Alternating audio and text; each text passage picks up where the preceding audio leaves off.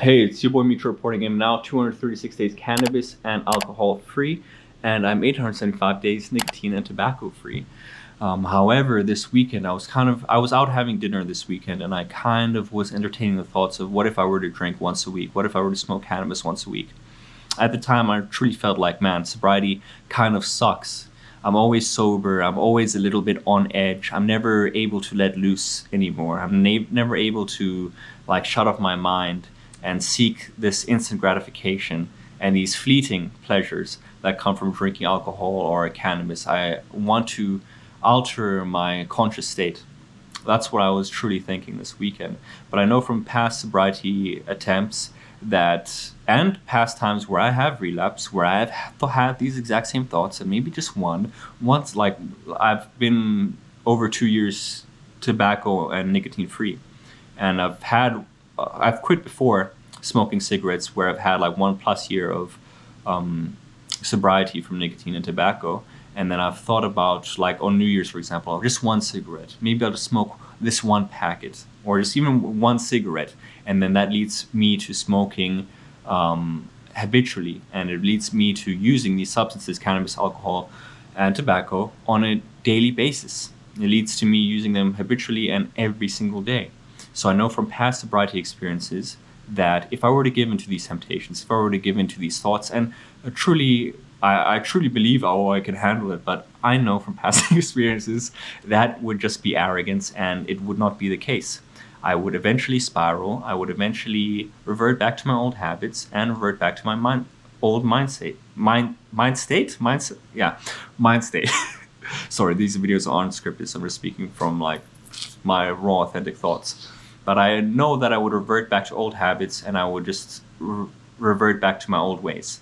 So I have to stay committed to sobriety, because if I truly analyze and truly weigh the pros and cons, what cons do I have from being sober? My life has only improved. I feel better than ever. I am the most rational I've ever been. I'm the most calm I've ever been. Just my patience in all aspects of my life have only improved since I've quit smoking cannabis, since I've quit drinking, since I've quit using cigarettes. And what are the downsides for me quitting these things? Nothing.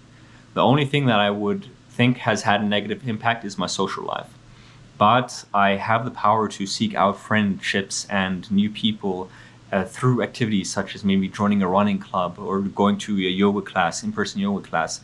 There's so many activities and hobbies out there that would just require more effort from my part to put myself out there to join these other like group activities that are not centered around drinking, not centered around alcohol. So the fact that I was entertaining these thoughts was just a reflection of me having poor discipline right now. I'm not doing the mindfulness habits that have helped keep me grounded, such as meditating, such as journaling, such as doing yoga. I haven't been able to go to the gym and use the sauna for the past like week, or now going on to 2 weeks, because the week before last I got acne treatment, so I got fractal laser on my face, and I've gotten subcision, so I'm still waiting for that to heal. I have to avoid excessive heat and excessive sweating for like 2 weeks. The fact that I haven't been able to exercise has kind of had a slight dent or a damper on my mental health, because I feel like, for me at least, physical activity and exercise, going to the gym, working out, doing cardio, is one of the key pillars to keep me grounded. Like I need to start meditating again, and I need to start journaling, but those things don't really happen unless I'm like properly dialed in and locked in on fitness. I feel like the release of natural endorphins that I get from exercising, and the stress reliever that exercise provides when you're pushing yourself, when you're pushing yourself past your limits, when you're getting stronger, when you're getting healthier.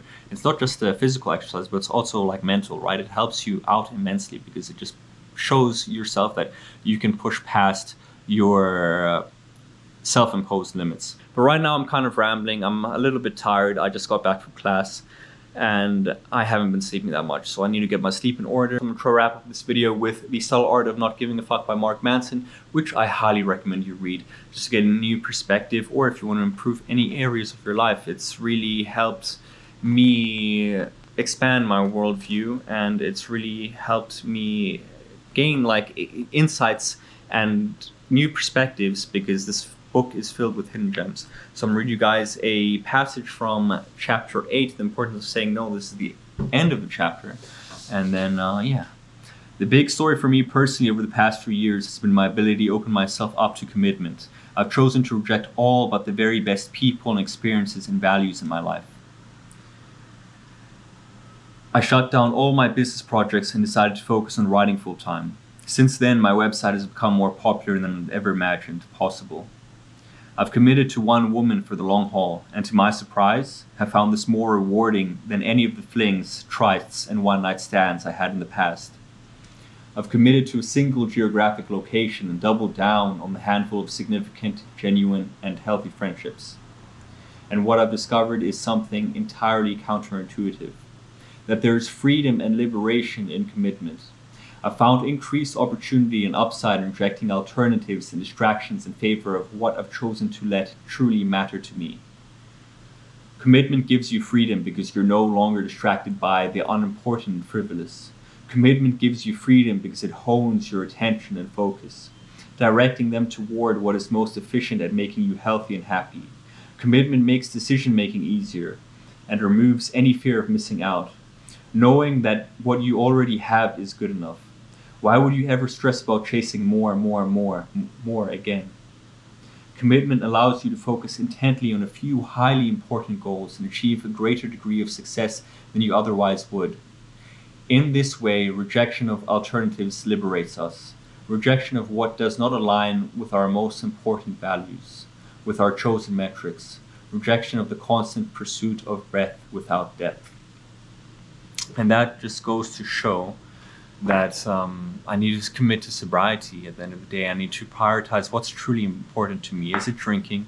Is it going out? Is it these fleeting pleasures that, maybe I might have fun going out, meeting new friends, going out with friends, going to a club, dancing, indulging in alcohol, maybe even cannabis. But what would that bring for me in the long term? Would it help my personal growth?